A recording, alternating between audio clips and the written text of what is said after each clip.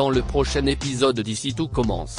Privée de cours, Carla s'interroge sur ses origines. Entre amour et amitié, le trio Léonard Maya et Anne bat de l'aile. Au double A, le pacte de Jude et David porte ses fruits. Attention, les paragraphes qui suivent contiennent des spoilers sur l'épisode d'Ici tout commence diffusé lundi soir sur TF1. Si vous ne voulez rien savoir, ne lisez pas ce qui suit. Lundi 13 novembre dans Ici tout commence. Carla veut retrouver ses parents biologiques emmenés à l'hôpital à cause de saignements. Carla a pu sortir dès le vendredi soir. Toutefois, elle retourne voir la médecin une fois le week-end passé, accompagnée par ses parents et par Souleymane. D'après les analyses, les saignements sont dus à un trouble de la coagulation dont la cause peut être une insuffisance hépatique ou une anomalie génétique. Il est difficile de trancher puisque Carla ne connaît pas ses antécédents familiaux. Dans tous les cas, la médecin rassure la jeune fille, même si de tels épisodes peuvent survenir, ni elle ni son bébé ne sont en danger. Carla doit seulement se ménager. La médecin l'autorise donc à reprendre ses cours dès le lendemain. De retour à l'institut, Souleymane informe son père des dernières nouvelles.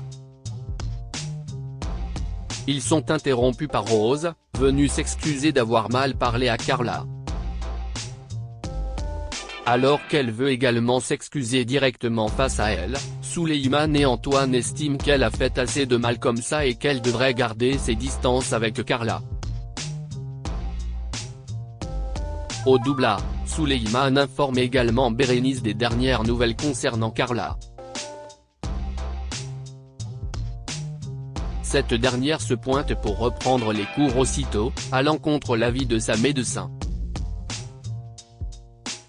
Quand Stanislas la voit, il la renvoie du cours. De son côté, Rose se confie à Clotilde. Elle culpabilise énormément d'avoir dit de telles horreurs à Carla. Cela lui a fait prendre conscience qu'elle était effectivement jalouse de la voir enceinte alors qu'elle-même le sera jamais. Rose se rend compte qu'elle n'a pas fait son deuil de la maternité. Quant à sa relation avec Souleymane et Antoine, Rose se sent désemparée. Clotilde lui suggère de leur laisser du temps. Pendant ce temps, Carla se rend dans le bureau de la direction. Elle affirme à Myriel et Tessier qu'elle est capable d'assurer un service. Mais Stanislas refuse de prendre le risque. Myriel abonde dans son sens, annonçant à Carla qu'elle sera désormais cantonnée en cuisine au poste qui nécessite le moins d'efforts physiques. En entendant Carla se plaindre d'être traitée comme une petite chose fragile, Tessier la remet à sa place. Carla va donc se plaindre auprès de Souleymane. Celui-ci lui fait comprendre que ces arrangements ont été pris pour son bien et pour celui de son bébé. Au même moment, Carla aperçoit Jasmine. Cette dernière doit trouver une baby-sitter en urgence pour garder Naël. Carla se propose spontanément, ayant déjà de l'expérience en la matière et étant libre pour l'après-midi. Jasmine accepte. Elle l'emmène donc à son appartement pour lui montrer tout ce dont Naël a besoin. Carla en profite pour interroger Jasmine sur son expérience en tant que mère, élevant son fils quasiment seule, et étudiante à l'institut.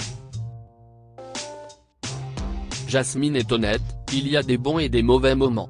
Carla avoue qu'elle la prend comme exemple. Une fois Jasmine partie, Carla passe un bon moment avec Naël. Aux côtés du petit garçon, Carla commence à s'interroger sur ses origines.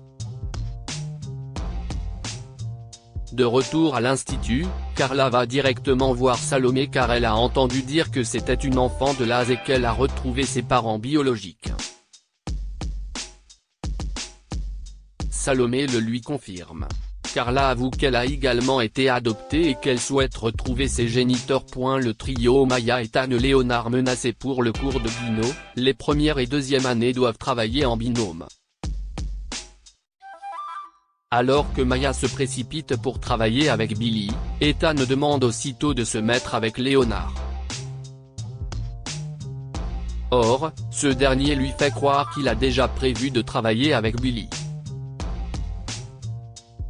Celle-ci est contrainte de jouer le jeu, même lorsque Léonard prétend devoir l'épauler parce que Tom lui a refilé une MST. Ethan va donc se mettre avec Maya. Pendant le cours, Billy devine que Léonard a inventé toute cette histoire pour éviter de travailler aux côtés d'Ethan dont il est amoureux. Léonard prétend au contraire que c'est un simple coup de cœur qui finira par lui passer. D'ailleurs, il a promis à Maya qu'il ne tenterait rien. Plus tard dans les vestiaires, Tom demande à Ethan de lui prêter sa serviette car il n'a plus la sienne. Mais Ethan refuse en raison des rumeurs qui courent au sujet de son herpès génital. Choqué, Tom affirme qu'il n'a aucune MST. Il cherche ensuite à savoir qui a lancé une rumeur pareille à son sujet. Ethan avoue qu'il s'agit de Léonard et Billy. Ethan retrouve ensuite Léonard et Maya dans le parc pour une partie de cartes. Mais l'ambiance est pesante car aucun des deux garçons ne s'adresse la parole. Maya décide de briser la glace. Ethan reproche alors à Léonard de lui avoir menti pendant le cours de Guino pour se mettre avec Billy et non avec lui. Maya prétend alors qu'elle a demandé à son meilleur ami de se mettre avec Billy pour qu'ils puissent bosser ensemble.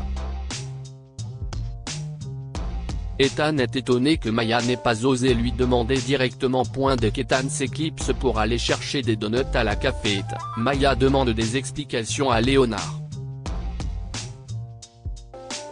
Ce dernier avoue qu'il ne se sentait pas capable de bosser avec Ethan, craignant qu'il ne découvre son crush sur lui. Il demande ensuite son ressenti à Maya. Celle-ci déclare qu'elle n'en veut pas à Léonard car elle sait qu'il ne peut pas contrôler ses sentiments et que la situation ne doit pas être facile à vivre pour lui. Pour autant, elle s'inquiète car elle n'a pas envie que son meilleur ami se sente mal à chaque fois qu'ils font une activité tous les trois. Jude et David font un pactine cuisine. David et Jude se retrouvent pour prendre chacun un shot. Peu après, Enzo et Salomé les rejoignent. La chef est embêtée par une demande d'un client qui souhaite spécifiquement une plante très poivrée pour son plat sur mesure. Si Salomé pense partir sur un taboulé, Jude lui propose de créer un plat malgache autour de cette fameuse plante. À force d'insistance et d'arguments, il réussit à convaincre Salomé d'essayer. Enzo est impressionné par l'assurance de son camarade. En plein service, Stanislas se rend en cuisine afin de solliciter Deva pour combler un désistement. Or, celle-ci est embêtée car elle ne peut pas quitter son poste. Ayant entendu leur conversation, David se propose. Stanislas estime toutefois que son retour en salle est prématuré. Au contraire, David affirme qu'il s'en sent capable. Malgré tout, Deva ne lui fait pas suffisamment confiance pour retourner en salle. Elle l'en empêche et y va à sa place. Ayant l'impression d'être infantilisé par sa petite amie, David se braque. Il se cache à l'Economa pour boire. Jude, qui le cherchait partout, l'y retrouve et le surprend. Jude considère que David a dépassé les limites. Son haleine empeste l'alcool. Jude décide donc de coller David à la plonge jusqu'à la fin du service pour éviter les problèmes. À la fin du service, Salomé félicite sa brigade pour leur bon travail, puis remercie spécifiquement Jude pour son plat sur mesure que le client a adoré. Une fois seul avec David, Jude reconnaît que sa microdose d'alcool lui a permis de se sentir plus à l'aise. Il est donc d'accord pour continuer avec David à condition de fixer des règles, être toujours ensemble pour microdoser et se prévenir mutuellement en cas d'empêchement. David accepte le deal.